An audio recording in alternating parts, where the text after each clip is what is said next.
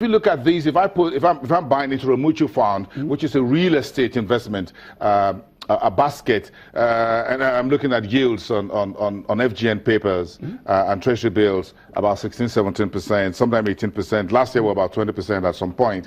You think that's a good one? Yes, it is, because if you think about it, we're talking about a 30-year cash flow. And in fact, we actually did the numbers. If you go back 10 years and look at the average yield on commercial paper, it's only about, it was about 12%, with a variation of close to 13%.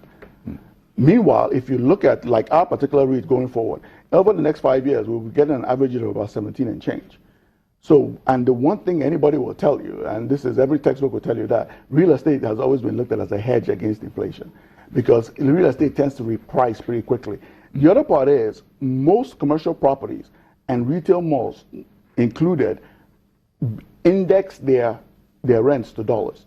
So the dollars are payable in local currency, but they're generally indexed to dollars. So what you tend to find is that the rents continue to stay competitive and they continue to hold value for you. Meanwhile, if I invest in plain commercial paper, there's no index in there. As I might get 15% on my yield, but what did I get on the real return when I look at a purchasing power? Yes. I might be seriously negative.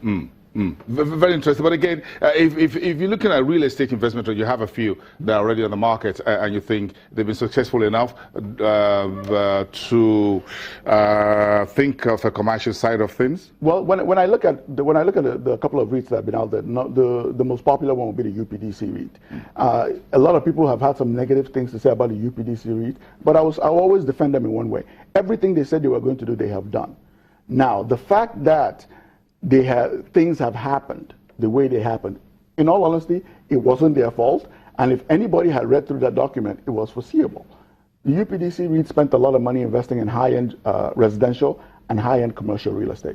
If you think about that, high-end real estate in general in Nigeria tends to be highly correlated to the economy, which means it's highly correlated to the dollar. So when the economy falls, the price of oil falls, what you find is the people that rent your high-end commercial property and residential property are the same people. And those are the people that ship all their expats out. So that's the issue they had there. The reason why we are very comfortable is, in our malls, the only people that are in those malls are people that sell consumer non-discretionary items. So if you think about it now, try doing this for a while. Try spending the next 1 month and not buying one thing that came out of a ShopRite or a Game, and see how long you go. How long can you stay without buying soap in your house? How long can you stay without buying sugar in your house? Exactly. So the business that we're in are businesses that, the things that we sell and services that we sell are things that people use on a daily basis. It's not things that we have to worry about the economic cycle. 180 million people. That's the target for all you folks in this business, isn't it? 180 million people that have to eat, drink, wash, and more importantly, as I'm starting to learn, entertain their children. So these are the people, like a good friend of ours, and a tenant in one of the malls, who runs Film House Studios. And that's what he's seeing.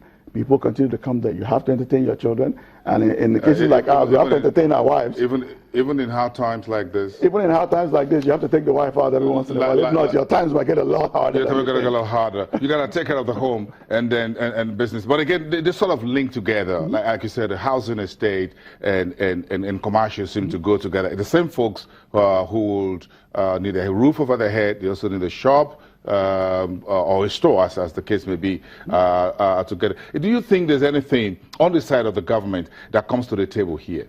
Well, the number one thing that I think the government needs to do is, and interestingly enough, when you look at retail malls are actually infrastructure. And if you want to think about it, retail malls are the ultimate public-private partnership. And here's why. A retail mall does not exist for itself. It exists to support the retail businesses within it. And those retail businesses have a long value chain that employ thousands and thousands of people that supply the goods and services that go into it. So the number one thing that the government can do is to realize that retail malls are infrastructure and make sure that little things happen for them, that the roads around them are good, that they have preferential access to electricity. Because when you do those things and those malls are doing well, that means everybody down the chain is doing well. To give you an idea, I have a friend whose only business is supplying peppers. And I didn't misspeak. Peppers, atta, that's all he sells to the retail malls. And he's doing an excellent business. Now, if that guy can get his trucks in and out 45 minutes quicker, that does well for him. That does well all down the chain. And in his farm, he's employing a lot of people. So as soon as government starts to realize that malls are infrastructure, that supports a very large chain, and more importantly, a chain that employs people with low skills, which, whether we like it or not, is where we have the major problem in this country. Once the government realizes that and starts to give them the support, and they don't need to put money in it, they just need to build up the social services that surround it. And I think that's where the government can help, and the ripple effect across the economy and the states where they exist would be great. Okay, Winston, the bigger the market is for everyone on Broad Street, I think the better. Thank you Thank for you coming very on the much for program. taking the time. For the Treasury bills market, all eyes on MPC. Central Bank's decision today, as far as the interest rate is concerned, do something or do nothing, will have implications for the market. A very bullish trading Monday. On the day the MPC meeting got started, more than 225 billion and I was traded at a secondary window of the FMDQ OTC Securities Exchange for the Treasury bills, all of them on short-dated papers maturing between February and April 2017.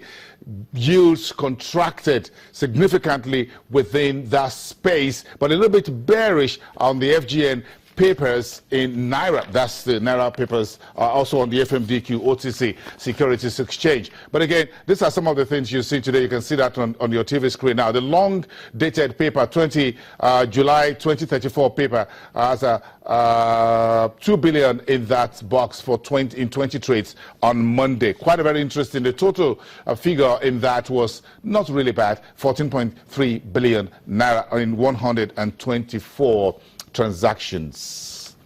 Let's come back after the break and have a conversation around the equities market, keeping one permanent eye on Godwin Emefiele and the rest of his team having their decisions at 2 o'clock Nigerian time. Stick around. We'll be right back in 2.